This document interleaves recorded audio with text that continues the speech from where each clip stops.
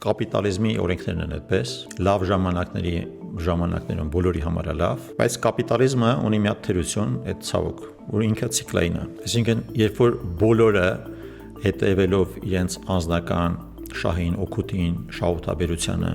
սկսում են որոշակի գործողություններ անել եւ տնտեսությունը իր աճի փուլում է, այդ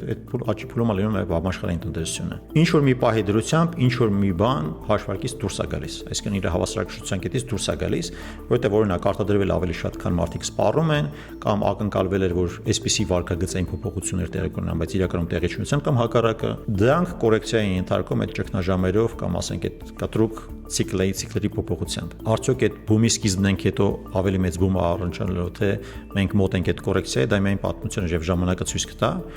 բայց ցավոք սրտի դա կապիտալիզմի բան է, թերություններից մեկն է, որ կոռեկցիաները լինում են կտրուկ եւ ցավոտ։